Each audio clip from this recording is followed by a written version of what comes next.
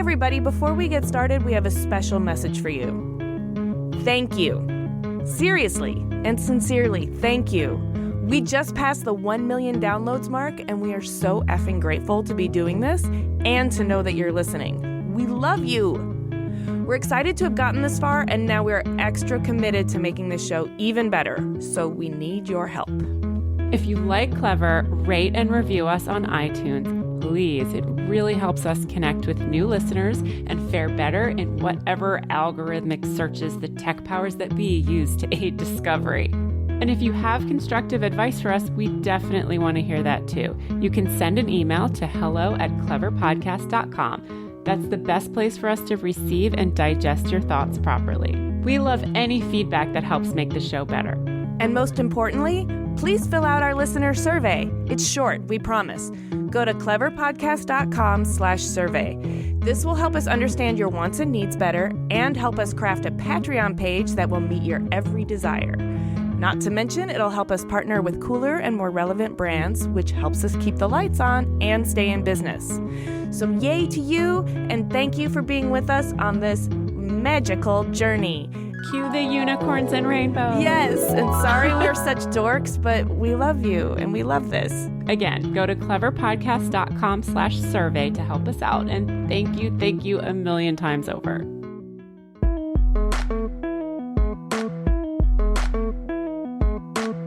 We're trying to change how people work and make their working lives more simple, productive, and pleasant. And as we scale as a company, we're affecting more and more lives.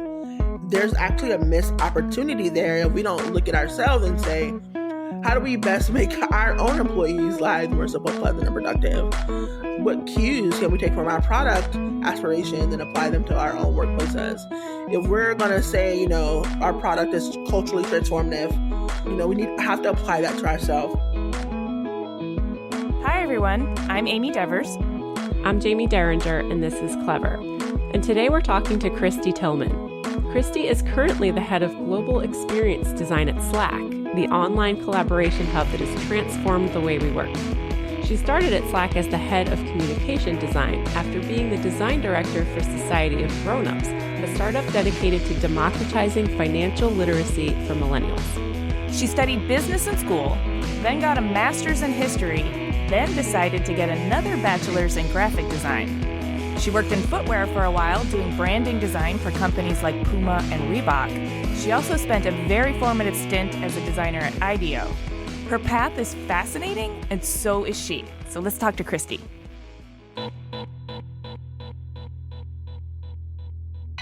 My name is Kristy Tillman. I live in San Francisco, California. I am the head of global experience design at Slack. Why? Because I love working at Slack. That's a pretty pure, straightforward answer. Okay, well, we can get into what you do a little bit later. But first, we kind of want to go back to the beginning. So can you kind of set the stage for us where you grew up, what your family was like, what kind of kid were you, what did you do? So I grew up in Tallahassee, Florida, which is in North Florida, the Panhandle. So it's really more like South Georgia, Southern Alabama than the typical Florida you think of when you think of Miami or Orlando. So I grew up in Tallahassee, Florida, pretty much a suburban city, probably about 175,000, two major state universities there. Think of your average pedestrian suburban town. So I grew up in a suburb right outside of the city, grew up with a dad, a mom, a brother. I was, a gifted kid. I was always in advanced and gifted classes. There wasn't anything really far out there. I mean, I kind of grew up in a cult. I grew up with a Jehovah's Witness, the first 10 years of my life. And then when my parents got divorced and my mom remarried, we left that religion. So I think out of all the wild, kind of weird ways you could possibly grow up, I kind of grew up pretty normal. A lot of people in my age range, grew up through a divorce, right? That's pretty typical. I was into art in high school. That sort of led me into design, which I think we probably will talk about later. I was a pretty precocious kid, liked to read, was really into music, really loved TLC. That was my first album that I ever bought. Ooh, on the TLC tip. Mm-hmm. It was my first CD. I love that you shared that. Yeah, so, I really loved music. My mom probably would classify me as a little bit of a loner. I had a couple of friends, but I wasn't, I always kept to myself and kind of was really into like reading and just acquiring knowledge and just like being really studious. I was really into education. That's one thing my parents built up in me is like, you're really smart. You're going to go be a lawyer or a business person. So that was kind of always my objective growing up, is to just do as well as I could in school so that I could just achieve this end state that my parents had hoped for me. The interesting thing about that is like, as I got older, obviously that end state, I started to find it more myself. And now I'm in this place that no one ever thought I'd ever be in, including myself, which looks very different than, when I was 10 and was like, oh yeah, I'm going to be a lawyer like Clair Huxtable. So I have to get all A's in school so that I can be a lawyer like Clair Huxtable and, have money. So that was kind of basically my upbringing. So growing up on the advanced prep track, it sounds like you got a lot of validation for your smarts and maybe also a lot of pressure to use your brain to make your way in the world. But did it make you feel socially separate, or did it make you feel special and like you found your community earlier on? That's really interesting. So I think I found my community because I was always like in gifted and advanced classes. And then like in elementary school, we had this program called College for Kids. And I remember in 5th grade, we would get on the bus once or twice a week and they'd take us to Florida State or Florida A&M. And we have advanced classes and we spent a lot of time with the college students there. And there was like this special lab. So, there was always a community of us kind of smart kids that, kind of traveled together. And then in middle school, I was like in all honors classes. I was with those kids. And my best friend now, I met her in middle school. And we were just in honors classes together. And then when we went to high school, we were in international baccalaureate. So you've been rolling with the academic elite for your whole life. Yeah, it's so funny because now I feel like I'm in this role and, connecting that kind of hook from as a kid to now, like sometimes I feel really dumb. Like, no, seriously, like when I'm at work or I'm with like people around Silicon Valley and tech and, talking to some people, there's some extremely, sometimes feel out of my depth. I went to design school, right? So like I'm in the room with people like who've graduated from Harvard, blah, blah, blah. MIT, we're in the same rooms, right? We're working the same jobs. So obviously I should feel like, neck to neck, but definitely have had imposter syndrome. Man, I think the more I talk to people, the more I think that's just a natural part of the human experience. Like everybody has it at some point, don't you think? Yeah, I think so too. Okay. I try not to claim it as like a thing that I have. Right. But yeah, it's just like going through kind of like an arts program and having a profession which is really interesting because I've transitioned to a kind of a new role where being a smart designer is looked up as my kind of discipline that I'm working right now with the experience design is really about insights and analysis and synthesis of experiences. Mm-hmm. And so I kind of feel like I'm back into my kind of brainy cerebral world, whereas when I was working in communication design and product design, and not to say, because I know designers will email me, not to say those aren't brainy cerebral places, because they really are. It takes a lot of thinking to translate, really complex ideas and matrices into very simple solutions. Yeah. But those kind of form factors feel a little bit more illustrative or artsy versus kind of the work I'm doing now, which is grounded in data, metrics, insights, feel a little bit more cerebral for me. So I kind of feel like I'm back at home in kind of a discipline at work where I kind of feel like it makes the best use of my talent. So, oh, that's a good place to be. But let's go back. Yes. Let's go back to the teenage years, which are usually pretty bumpy for people. So far, we've gathered that you have a divorce that you went through. A religion? You have to tell us about that. You called it a cult, so I'm assuming you're not part of that belief system anymore. I am not, and some of my family members are. Hopefully they don't listen to this. Okay. Yeah, I mean... And you were on the AP track in IB, mm-hmm. So that's a really interesting adolescent experience. Yeah, walk us through it. I mean, I spent, like, my high school years were all about the academics. Like, okay. Even more so. Because IB was such a demanding program. So it was very, very rigorous. Like, I spent weekends at my teacher's houses studying for AP tests. Like, it was really all about the academics. I was in band. And then when I got to high school, I thought I was going to get to be in the band. And that didn't work out because my academics took such a front stage in my life. So I had to drop out of pretty much anything extracurricular. And so, I had my little friend crew who were also in IB, and it was just really all about us trying to make it through. I was a typical teen, which, like moody, hated my parents, that kind of thing. I recognize that. Yeah, it was pretty bad, I think. I look back, I was like, man, I was kind of mean. My parents were pretty supportive in that, like, they made sure I had a car, because I had to go to the library and spend lots of time going back and forth to university libraries. Like, my academics just really were the core of my life for high school. It was very, very, very intense. We would compare, like, oh, I moved up 2 ranks in my class at report card time, right? Like, that's the kind of kids we were. Wow. So, yeah, it was very competitive. So moving into the college years, did that feel like a pressure cooker, and the college years were like freedom and time to cut loose? Or did you just like put yourself on this very competitive track of academic excellence? Yeah, that's so interesting because, I never really thought about it, but I don't think I've ever had a freedom period, like a wild time. And I've never had a period in my life that was about being wild or completely responsibility free. Do you feel like that's something that's going to come in a midlife crisis, or something that you just don't need? You know what? I don't think I need it. I think okay.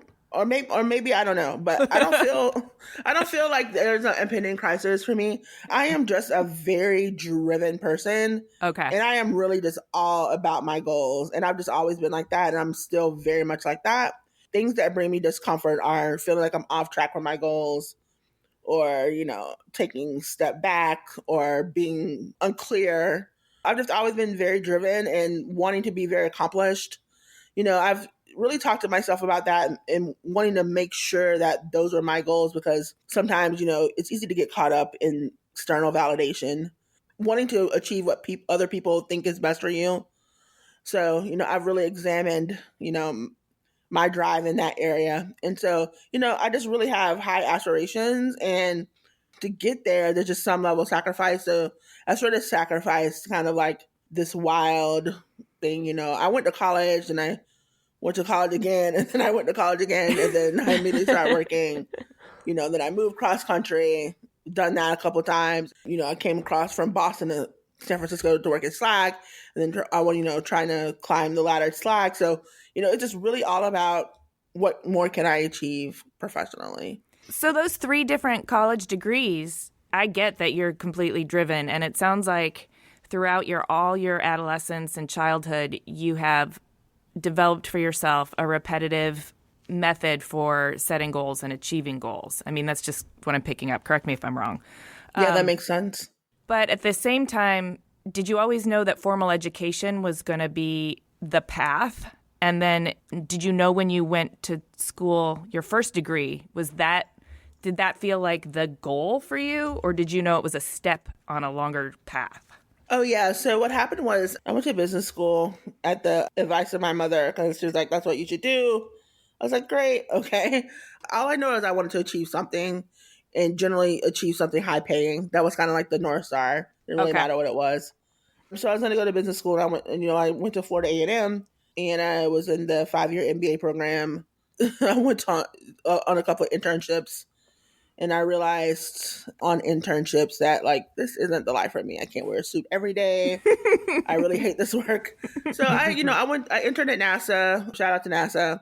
I was in a bunch of analysts in the space station group. That's cool. Yeah, it was pretty cool. Early 20s, and just like, do I really want to like be reconciling grants and taxes and blah, blah, blah? Like, this is what I really want to do. I was on a message board goofing off and found design as, I was on the Roots message board, which is a music message board that was really popping at the time. People were talking about design as a profession, and like a bunch of designers hung out on this music message board. And that's where I met this guy, and we're still friends. We've never met, but we've been friends over the internet for like 13 years. Like, it's really strange.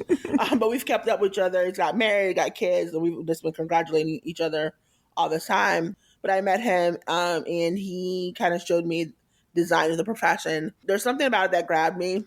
I spent a lot of time in high school doing art. So in IB, you could take a subject at 2 levels. You could take one at subsidiary level or higher level. And that means either you spent 2 years working on it or 4 years working on it. So I took art at higher level. I built a portfolio over 4 years. And then my senior presentation was, you had to pin up and discuss it and go through your sketchbooks and talk about how you developed this theme and how it's evolved over the years, right?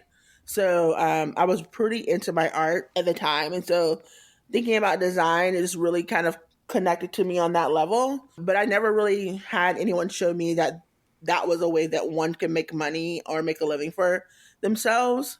Mm-hmm. So I was like, oh, there are people like who are doing this and they're making a living for themselves. And this is pretty cool. At the time, I think it was like Napster or LimeWire or something like that. I pirated Photoshop and Illustrator. Sorry, Adobe. And I pirated those programs and I just started playing with them and realizing what I could do with them. And so that's kind of like how design kind of came into my life. Then, I decided to drop out of the 5-year MBA program and just get my bachelor's. I had enough credits to get the bachelor's. At that time, too, like, we had to take liberal arts classes, and history really kind of pulled me into. I was like, maybe I'll be a history professor. I just really didn't know what I wanted to do, but I was like, oh, maybe I'll be a history professor. So I just stayed at Florida A&M and spent a year going through that program. And, at that time, I actually had to do a co-op for the program, and I ended up at this museum, the John G. Raleigh Museum in Tallahassee. It's an African American history museum. They have a limited budget and, they needed some design work. And I was like, hey, I've been practicing all this time. Let me show you what I can do to help you save money on a budget. So I started making things. So I was really supposed to be there, like learning archival things and, it was connected to my history master's, right? But I ended up doing a lot of graphic design for them as a part of my co-op. I think I remember getting introduced to like the main woman that did design for them. She was like a consultant for them. And so I was like, wow, okay, this is really a thing. And people are like starting to pay me for this. Like I did a website for a couple of people. This was back like where you could like make a website in Photoshop and like chop up the slices and just like load it up. And then also too, I used to like steal people's websites and put it on my own server and like go in and play with the CSS and figure out kind of, reverse engineer to figure out how to code. I taught myself CSS, HTML, all of this like outside of classes. So, it just reached a compendium and I was like, I just really have to do something with this. So I ended up applying to PhD programs, but I decided to apply for a few design programs as well. Didn't think I would get in. I used the little crap that I had made, which is really bad, as my portfolio. And, Lord heaven had it that schools actually let me in and they actually gave me money. I was like, what? This is so strange. I was like, I'm horrible. Like I could, I knew it. I had, I had enough self-awareness to know that I wasn't really that great because I could look at the other work and see work that I saw that was like out there in the world that was really good. And I looked at my work. I was like, my work doesn't look anything like that. But I got in to some schools, unbelievably so. And I decided to take that route and the rest is history. So where did you go? So I went to Atlanta College of Art, got there, and they told us on our first day, they were like, welcome to Atlanta College of Art. We're going to sell ourselves to SCAD, which is the Savannah College of Art and Design. So you'll only be at Atlanta College of Art for 1 year before we sell ourselves. And that had a bunch of implications. So I was like, oh, wait a minute, I just moved to Atlanta only for the school to dupe me and tell me that they're selling themselves. And they didn't tell us that before we accepted or moved. So I ended up transferring to Kansas City Art Institute. So I moved from Atlanta to Kansas City. I worked under a wonderful director. Her name is Brockett Horn, who was my advocate and really just poured her all into me and really helped me turn out some great work and get some great opportunities. Okay, so now you've got a design degree. So can you kind of walk us through the career path that happens after you graduate? During design school, I interned quite a bit. So I interned at Converse, interned at Payless.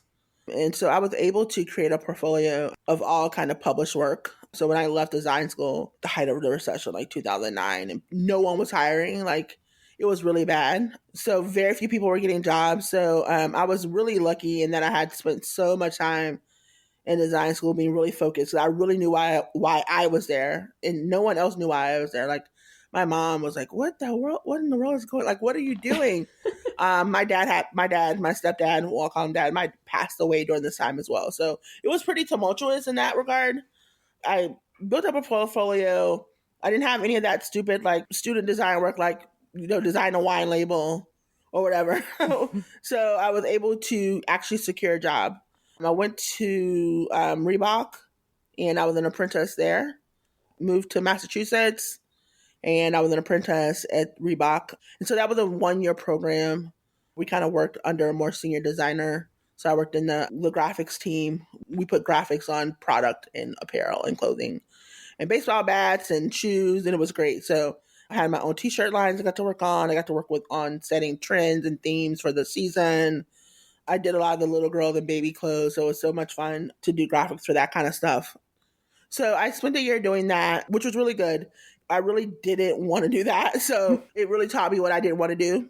I just felt like it wasn't a cerebral enough job for me, because it was just like, just make stuff look cool, and that doesn't resonate with me as a kind of a theme. Mm-hmm. After that, they didn't hire any of us, I don't believe, because it was still in the recession and no one really had any money. And it seemed like that program was actually created because they didn't have to hire people full time, because they could just hire people right out of college and pay them peanuts. So I moved, got a job at Puma, which is also in Massachusetts, in Boston. So I worked on a lot of store stuff. When I was in design school, I worked at Payless, and I did a lot of store graphics. So that kind of hooked to my background there. And I worked on a lot of like back to school activation and brand campaigns, social media stuff, which was pretty cool. I learned a lot there about the production of design and really understanding design as a business. And then I went to IDEO after that, which to me is my pinnacle kind of design experience in terms of really learning how to be a designer. So I applied to IDEO while I was at Reebok, and they just didn't call me back at that time. When I was at Puma, they reached, I think I was like my 6th month at Puma. IDEO reached out to me. I remember because it was right before Christmas, and they were saying, we want to interview you. I was like, wow, IDEO wants to interview me. So we, set dates, and I ended up getting that job because I didn't stay at Puma the full year, and they were kind of upset with me. I kind of quit really soon. You bailed on them for IDEO, but it sounds who wouldn't? You sounds like you knew what you wanted. Yeah, I mean, who wouldn't want to work at IDEO? So IDEO was really transformative for me in so many ways. I would consider IDEO like if you were getting paid to go to grad school, that's kind of what the experience is like. You just learn so much. You think you're a great designer, and you go there and you realize you have a lot to learn. So you just see so many different problems at different scales across different industries. The people there are extremely brilliant. So you just level up in ways that is really hard to do anywhere else. I spent 3.5 years there, and I worked with some of the most brilliant people I could ever imagine. I really learned how to be a designer there. I really learned how to think and apply business design. So the interesting thing is a lot of the stuff that I had experienced before all kind of came to a pinnacle there. It's like, oh, wow. Because that's the first time I met people who are business designers, right? Mm-hmm. It's like, what the hell is a business designer, right? But now I know what a business designer is. And now I see how, the stuff that I learned in business school is very relevant to the work I was doing. All of it kind of came to a central point there. And I learned just how to be a really good designer there from a craft perspective, from a thinking perspective. And that just set the course for me going forward. So there was a project there that we were working on, Society of Grown-Ups. That project was a new venture design project, meaning IDEO created the business from the ground up for the client. And so I worked on that project on my tail end at IDEO. And as that business was standing itself up and getting ready to roll out and actually be its own business, I decided to go with it.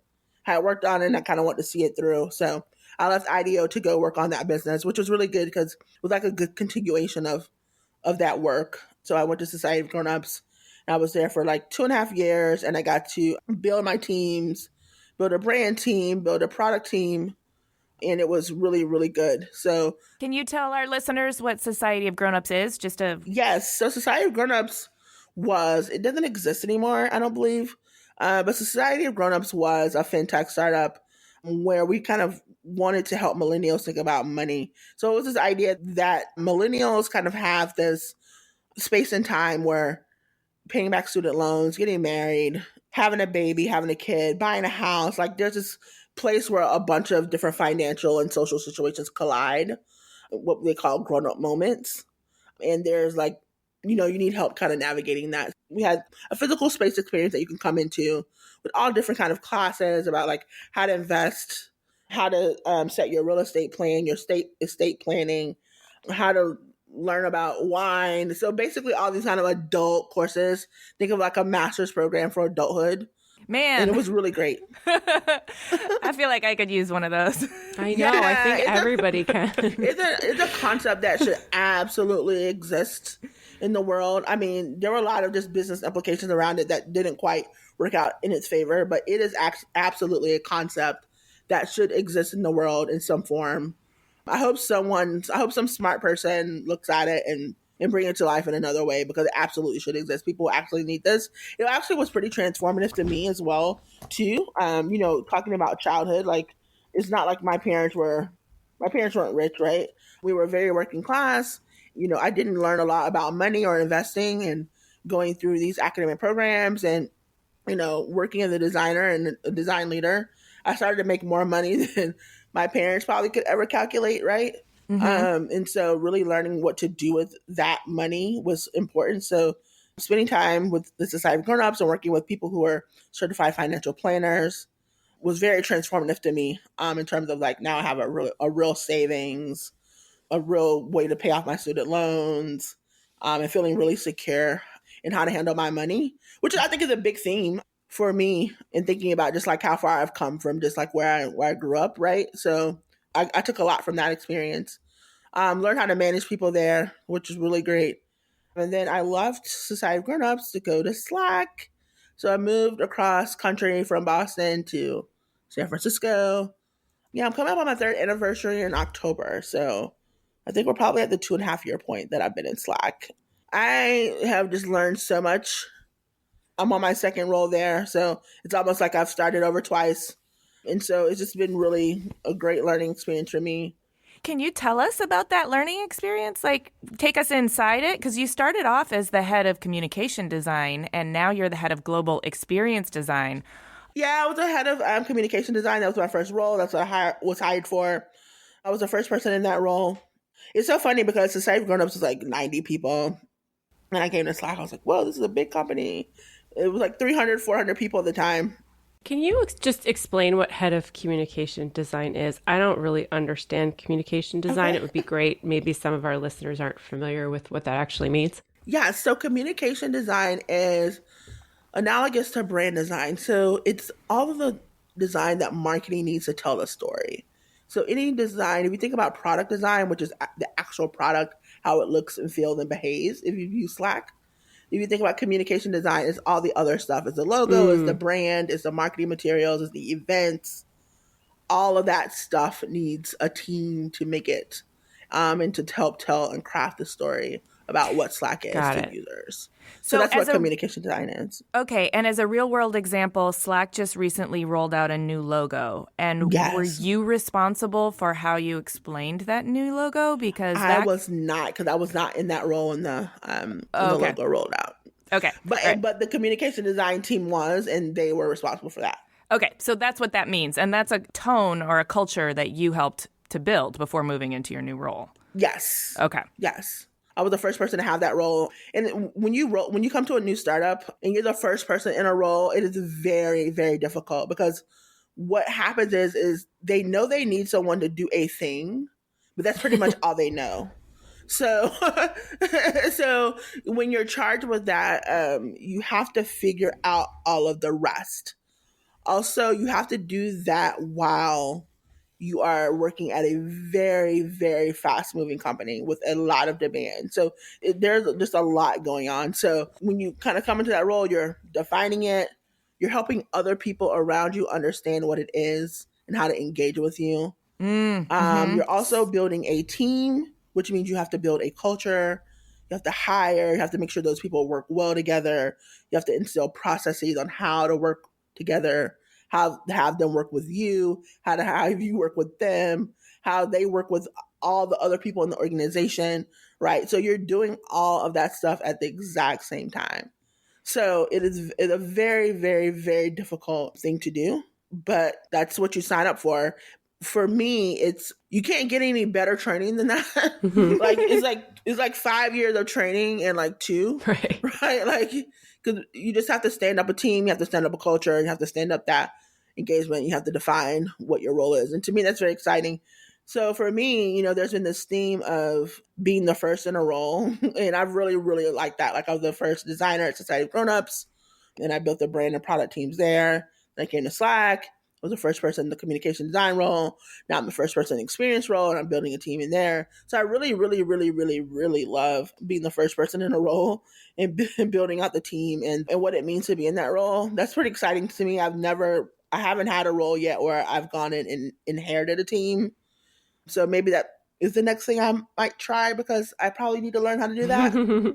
So experience design, can you explain what that is? Is that UX, or is that just like every aspect of a user, what they touch, see?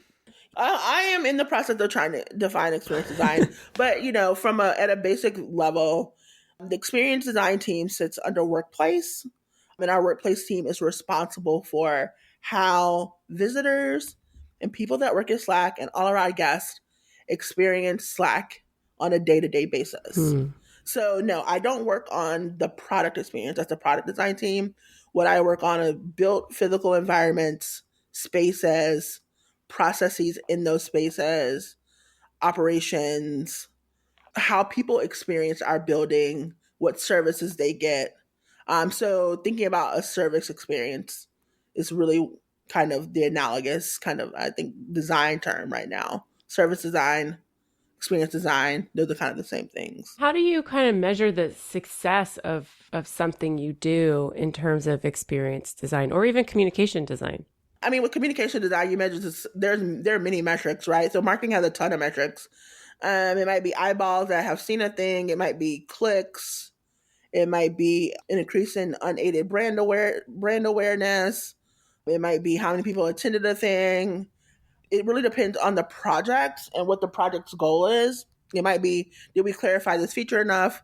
If we did, that means X amount or more people signed up than before we changed this thing on the website.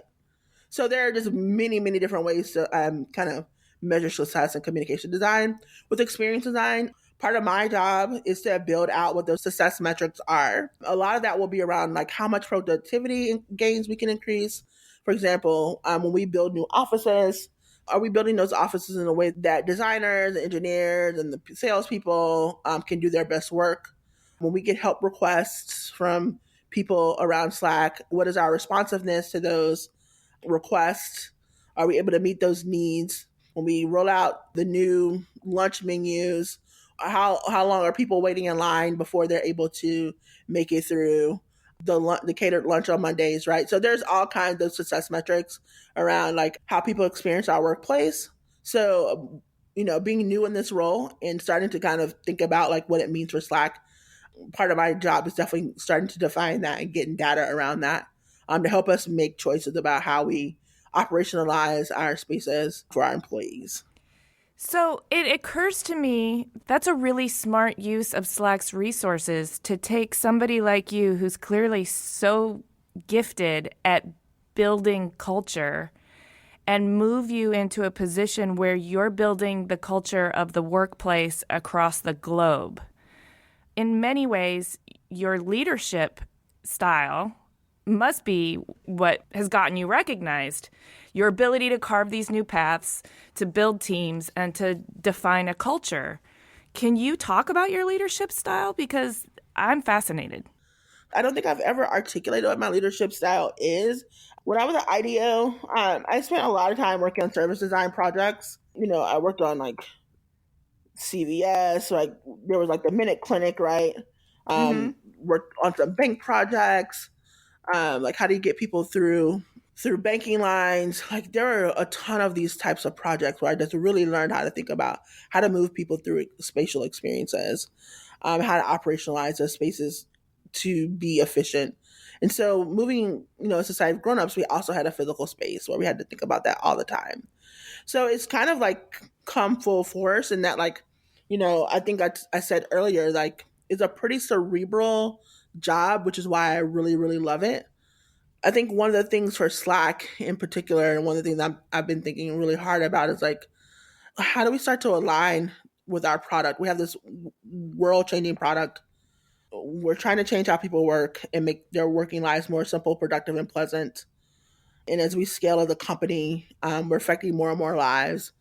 There's actually a missed opportunity there if we don't look at ourselves and say, how do we best make our own employees' lives more simple, pleasant, and productive? What cues can we take from our product aspirations and apply them to our own workplaces? If we're going to say, our product is culturally transformative, and it is, we've gotten that feedback. We have to apply that to ourselves. So I think that kind of insight, I guess, is representative of my leadership style. I don't know. When I moved into workplace after I left the communication design team, no one really had any aspirations for what this was going to be. Like, no one knew what it was going to be. I just wanted to try a new thing, right? And try a new role. And I was like, hey, I can go over here because I've done this type of work before. Let's just see what this is going to be. And my boss at the time, he was just like, okay, let's just see what this is going to be. And so I've really been able to kind of carve out what this is going to be. And he and I have worked really closely in kind of defining what this role is going to be. So I've been in it for like a year now. I think literally a year, probably to the day.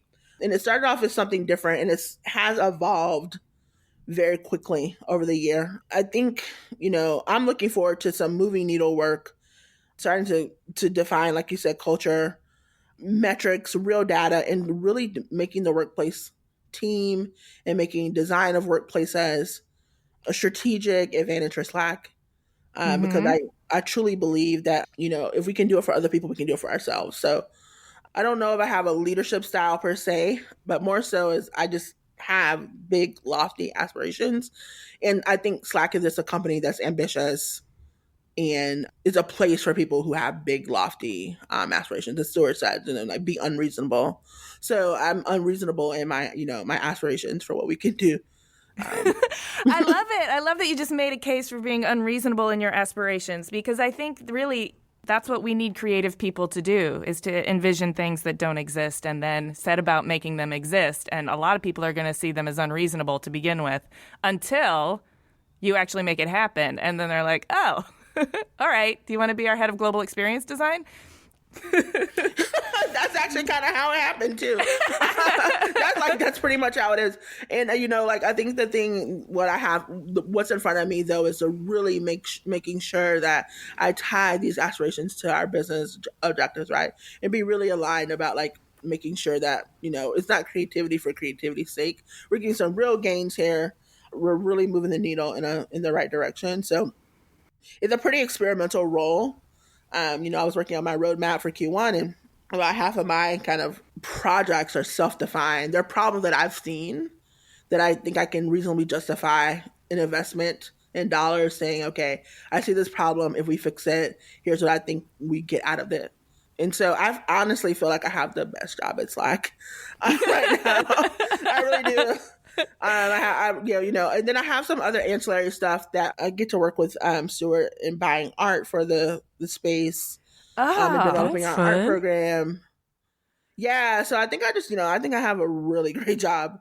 Well, and then just in spiraling that out to the greater general public, the example and the culture that you're able to build at Slack for the workplace is going to be very visible. It's going to be looked at. The success of that is going to be replicated in other businesses. And so my God, I hope so. Your position has the the potential to ripple out across so much of workplace design, workplace experience design. That's absolutely the goal. And that's why I said, I don't have any intentions of ditching this at my 2.5 year mark, which I'm at.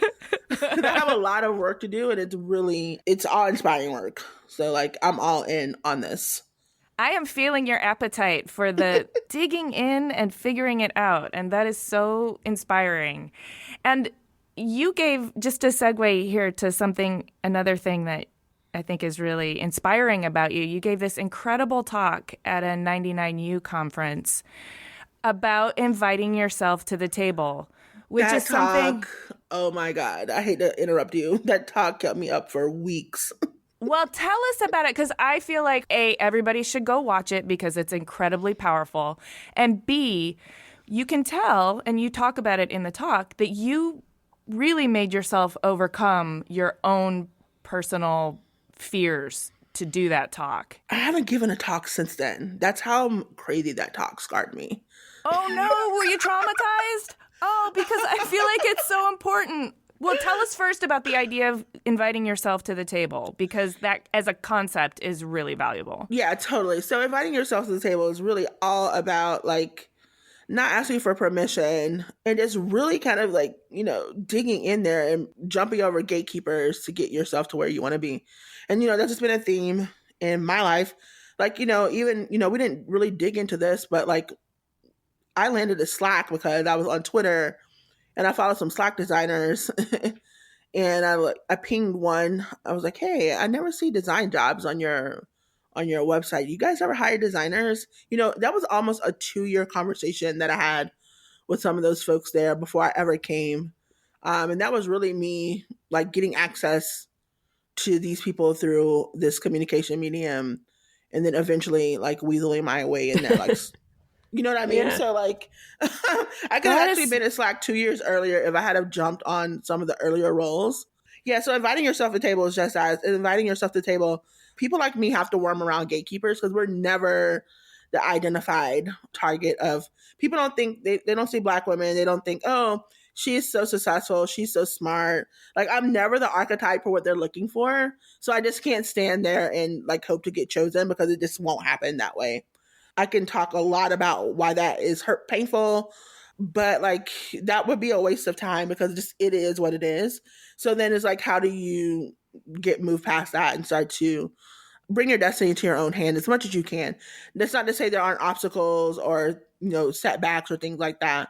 And I think we still should also hold people accountable for, discrimination and stuff like that. But like, you just can't rest there. So for me, it was just like, how do I start to just achieve what I want to achieve against those odds? And, I think I've been able to do a lot by having that mindset, hopefully setting an example for other people to not let identity or whatever stop them from getting to where they want to be. So it seems like such a designer's perspective too, to be able to have this in a macro sense, look at the big picture. Okay, here's the system I'm operating in, and I could focus on what's not working and the injustice of it all. But the injustice of it all is actually draining and time wasting and not productive for the executor of this plan that needs to take place. What's really at play here is I have valuable ideas that they're not receiving because I'm not getting invited to the table. So I'm going to invite myself, and they're going to see that these valuable ideas can, well, or maybe they will or they won't. You'll have to make that case. But at least now you've got a voice at the table. What I'm giving you credit for is the ability, I guess, to compartmentalize the pain of the injustice of it all in order to work on a solution and put yourself, your physical body, your personal identity, your ego, the person you're with at the end of the day, put that through the very vulnerable process of inviting yourself to a table where they didn't extend you the invitation. Yeah, that's exactly it. So yeah, and it's just been a theme, and I hope it inspired others because, I think everyone to some degree can relate to that regardless of who they are. Very few people are the archetype. Even there's some white men that are the archetype, right? Like queer men or whatever, right? So it's just like, I think in some way it's relatable to everyone that like sometimes you just have to go the extra mile. And the thing is, you have something that someone wants to, like there's someone waiting on you to like do it because there are other people out there like you who might not have the courage or who are not courageous enough to be able to push through. I'm great. Like it would be like it would be such a travesty if like you didn't know me, right? Or know about my ideas, right? Like how dreadful. So it's like well, I think that's the mindset that's so powerful. It's not like you need me at the table because I want to accomplish something or I want to climb the next rung up on the ladder. It's like you need me at the table because there are other people out in the world who are waiting for my ideas to make their lives better. Exactly. So, yeah, we have to push through.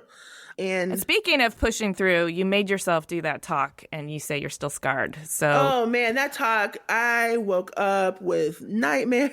The 2 weeks before, I would literally wake up at like 3 a.m. and go, "Oh my god, I'm talking in front of 3,000 people. oh my God. And then I would get up and I would do my talk and then I would go back to sleep. Yeah, I haven't. I think I've been on a panel or two since then, but I have not given a keynote since then. And I have been invited to a shit ton of keynotes, and I've turned them all down. And my coach, oh my God, my coach hates me. She's like, "What are you doing?" So I have I have an executive coach. Okay. And she's not happy with my level of external engagement with speaking. So I'm working on a project at Slack right now that I'm totally in love with, and people will know about it soon. I can't really say more than that. And so when that project goes live, I am absolutely going to do many, many, many talks about this project because this project's my baby. So, Oh, exciting. yeah. Just to get kind of philosophical and existential, what's at the core of your fear of public speaking? If you have the guts and the gall to invite yourself to a table that's not extending an invitation, why does a crowd of people who want to see you? That's a great question because let me tell you, the 99U community is so good. When I got done with my talk, people were like, oh my God. They were so welcoming. It was like people, the crowd is on your side, right? So it's like people are there, they want to hear you, they're on your side. But like the writing of the talk, the memorizing of it, the having to talk it through with like confidence is super hard for me. So I don't mind doing like interviews or panels. Those work for me. I could do those. Mm-hmm. I wish I was invited to more like panels or interviews, but like the giving the talk and memorizing a 30-minute talk is horrifying in front of thousands of people. Because like, what if you forget a line or you get stuck? That 99U video had the courtesy of being an edited video. They don't just put the raw video up there. I think I paused once, so I think I did actually pretty good when I got through it. But one girl did say, she's like, I can tell your knees are shaking. So that video has the benefit of being edited, FYI. You didn't get the raw version where my voice was probably tempering. So it's just the format of that. Like when I see people public speak, like or watch TED Talks, I'm just like, wow, how do they like memorize 40 minutes worth of talk? Like that's just very hard thing for me. So that's why I don't like public speaking. If I could do this, if it was like me and you on stage right now doing this in front of 4,000 people, no problem. Consider that an invitation. I would love to do this on stage with you in front of 4,000 people. No problem with that. But I'm really grateful that you shared that with us because as somebody who's achieved so much and is so driven and so goal-oriented and also very, very brave in so many ways, like giving us a window into that vulnerability, just, it's a bridge of relatability that I think everybody can benefit from. Oh, yeah. Yeah, hopefully I'm relatable in more ways than that, but yes. Yeah. So I want to ask you about something. You mentioned an executive coach. Yeah. So it sounds like you're open to mentorship. Is that something that you have done for a long time? Are you mentoring other people? Tell me a little bit more about that. Yeah, so you have to have people on your side. So there are a couple of relationships that everyone should have. You need a therapist. Everyone needs a good therapist. You need a good money person. Help you with your money and your taxes. You need a good executive coach, some coach. And then you need a mentor. And so coaches and mentors to me are very different. So a mentor is someone, and there's different types of mentors. They're like your senior mentor, there's someone who has more experience than you, who's going to give you advice about how things go. You have peer mentors who are like at your level. You can compare your day-to-day and kind of trajectory. And then what coaching is, though, is coaching is about helping you come into your own resolve and solve your own problems from yourself and kind of developing that muscle, which is different than mentorship, which is about advice. So they're very, very different. So I think you need a little bit of both. They just serve very, very different purposes. Because the coach, they might not have any experience in your exact field. Like my coach, she's not a designer, right? So I get my design advice from my mentors who are designers. I have those relationships, and they're fundamental to your success. It's like training for the Olympics. You've got a whole team helping you be awesome. Listen, let me tell you something. That is a dirty secret that no one ever talks about. And it wasn't until I came out here that I figured it out. So when I was in Boston, so here's the thing about like when you grow up working class and you don't really grow up you don't grow up upper middle class or around middle class people, you like grow up working class. You're in the room with people who are of your similar achievement, but you don't know all of the like undercurrent. So you don't realize how much help other people are getting and you're not having any help. And you're like, well, why am I not like achieving this as fast as XYZ? Because you like there's just a lot of stuff you don't get. And if you don't see that help, you look at that other person and you're like, oh my God, they're so much better at that than I am. I'll never be that good. Exactly. Right. And you don't know that. So when I was in Boston, the dirty little secret I found out is everyone had a maid. I was like, oh, everyone had a housekeeper. And, that was a fundamental thing for me because it allowed me to buy back some of my time and do other things. Mm-hmm. And also, too, it's about the mentality of investing money in yourself and into experiences and not things. So kind of that idea that like your time is so valuable that you need to buy it back through services was a kind of fundamental life-changing thing for me, right? And when you grow up working class, like people shriek at the idea of having someone come clean your house, right? Clean it yourself and, your relatives might even look down on you for having it made, right? Like that's like not a thing you do. So like going up these class ladders and being exposed to people who had different upbringings than me, I started learning all their little dirty secrets. So the next dirty secret is like every successful like business person you see who's succeeding has a team of people helping them.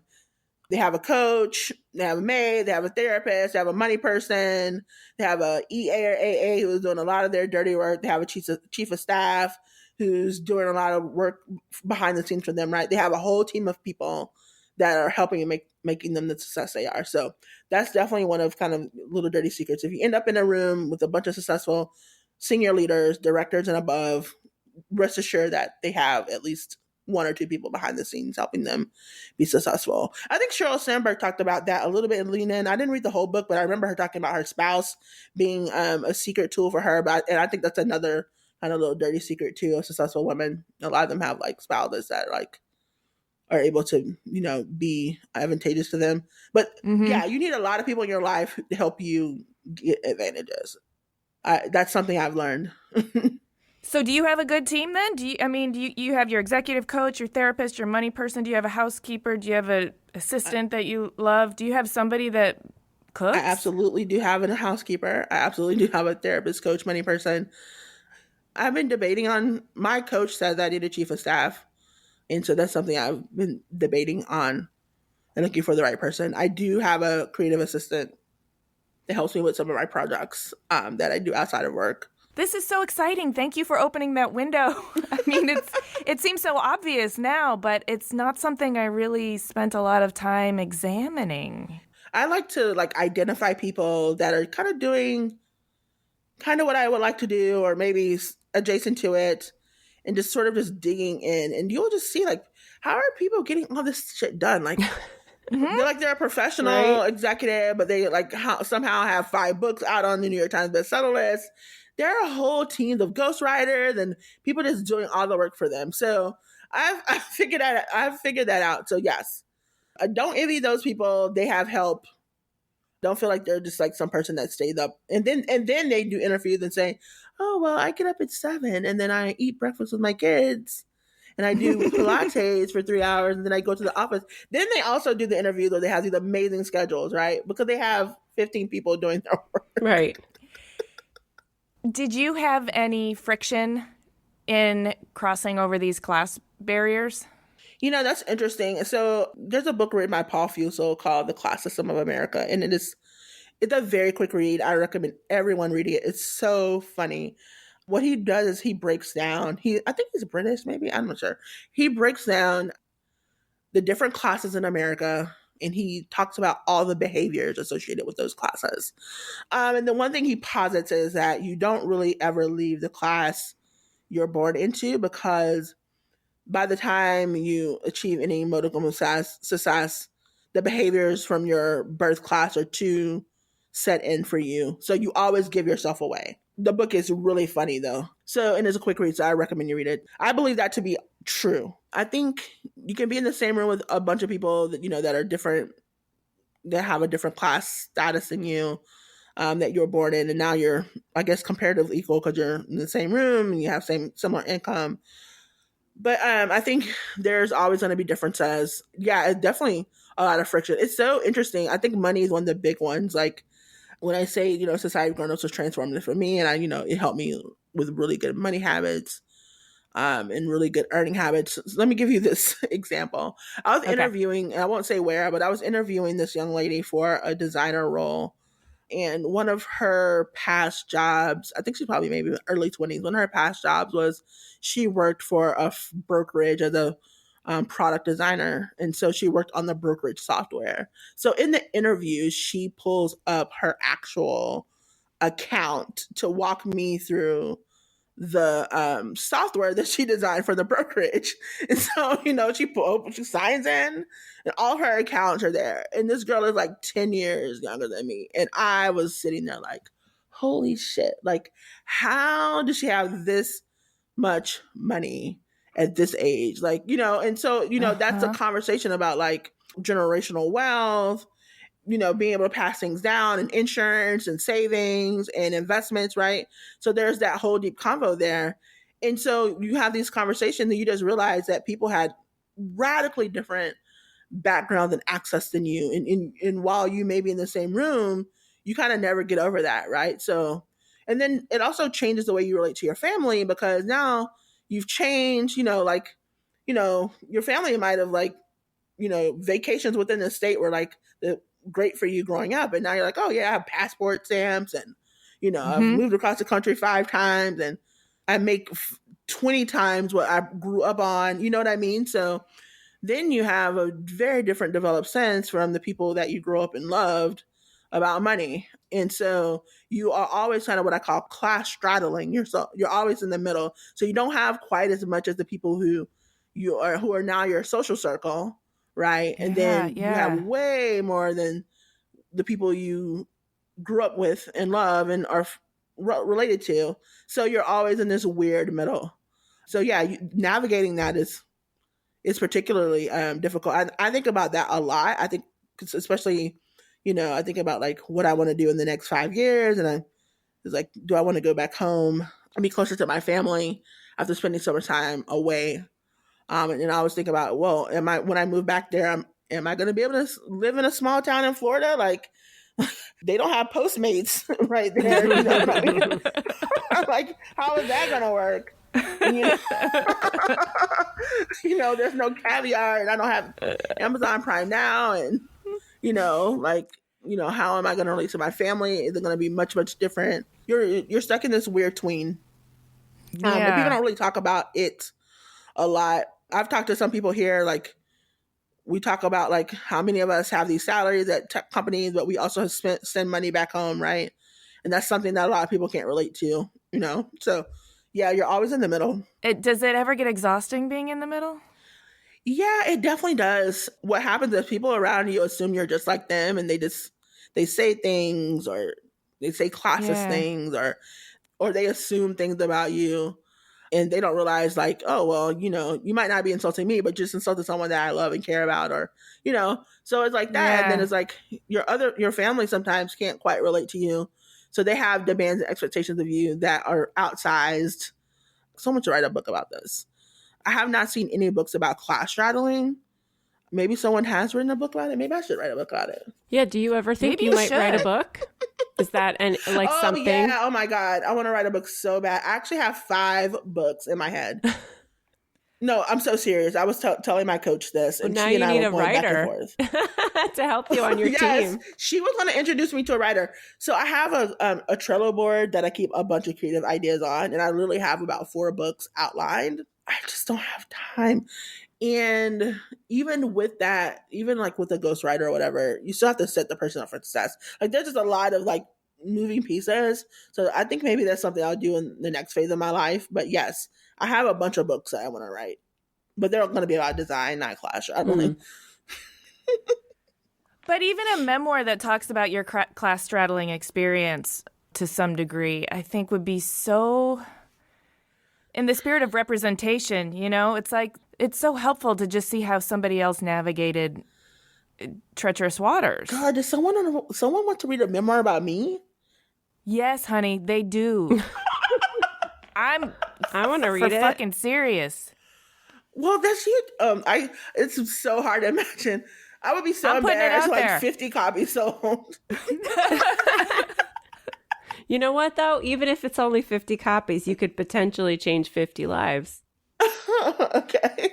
You never know. No, because those people then are going to change the lives of people around them. And, you know, Yeah, I definitely think the class straddling thing definitely needs a primer on it. I could see a whole capsule podcast on that, actually. That would actually maybe be fun. Well, okay, I want to put your brilliant brain on another project/problem. It's sort of class straddling and sort of a PR problem that the design profession has. I mean, you didn't really understand that design was something you could do professionally until an online friend kind of clued you into that. Mm-hmm. We hear that from so many people we talk to. What do we need to do to get little kids and people in the pipeline understanding the power of creativity and design as a profession, and that it's economically viable and important to society, and you need to grow up thinking you want to be a designer and not just stumble across it in college? Yeah. I said in the phase 2 of my life it would be working on that exact problem. I actually have a whole program built in a deck to address this. I don't know if you heard of Black Girls Code. Yes, yes. Okay. So I would love to do like the equivalent of that, but for design. And there are a couple actually. So let me give credit to people first that actually are working on this. So there's the Interact project by Maurice Woods. It's out in Oakland, California, and he works with middle schoolers, and professional designers can mentor middle schoolers, and he does a whole thing with them.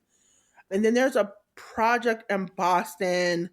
AIGA out in Boston has a program that has high schoolers. They get jobs during the summer with professional designers they mentor, and they intern. And so those two projects definitely exist.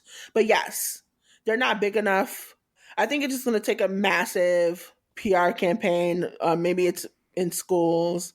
You know, I really am, part of it is definitely education issue. Right. Mm-hmm. And the sad part is like design is going to be more and more relevant as a profession than ever before. And as technology continues to expand, even more so.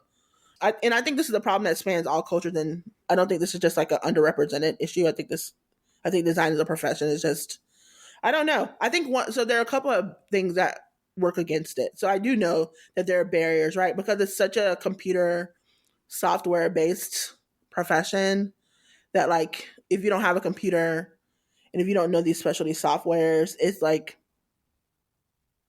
if you don't have access to that knowledge to know these things exist, it's probably something you're not going to have as a 10-year-old or a 5-year-old, right? So that's kind of like, I think architecture is another one of those fields too, right? Like it's very computer based. The skill level is very high. There's not a lot of things you can practice on as a young person, right? Actually, I think you can develop that curriculum, but it doesn't naturally exist in a way that some other professions do. So it just doesn't make it, it's just not an obvious profession. But it should be. I feel like it's also just in parenting and education, we should be pointing out things in the built world. Like somebody thought of this, somebody made decisions, and this is how this came to be. And that's an architect who does that. And there should be toys and Legos and, you know, problem solving curriculums in school that say, you know, this is a designer's job, is taking these parameters and figuring out what's the best outcome. And I know that like access is part of it, but it also can be just so basic if you just point out that everything in the built world has been designed. Yeah, product systems, cities. You're absolutely right. I can't even refute that. You're absolutely correct. Yeah, I wonder why we don't do that. That's a really good insight. Yeah, why don't we just do that? Like, I'm thinking about my own like personal education that I went through. I'm just like, no one ever bothered to point that It out. seems so basic too. It's not, there's no, you don't need special books or special supplies or special training. It's basically just like, hey, you're sitting at a desk and somebody one day decided to design that desk and they looked at how you sat it, and what would be comfortable. And it's really easy. Yeah, that's so weird. Yeah, I never even thought about it from this perspective. Because it's like one of the most mundane things really is to make the stuff that we use every day.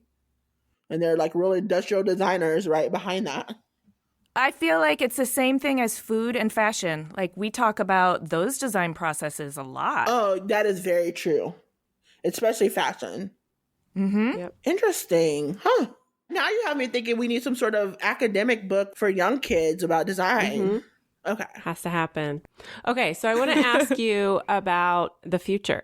Are you the kind of person that lives in the present or do you look forward? And if you are looking to the future, what do you see for yourself? I am always looking forward. Mm-hmm. So I had my coaching session yesterday, so this is kind of fresh on my mind. I think I'm on a 5-year timeline of debating whether I'm going to stay in the professional world or leave it. That's kind of my next big clip.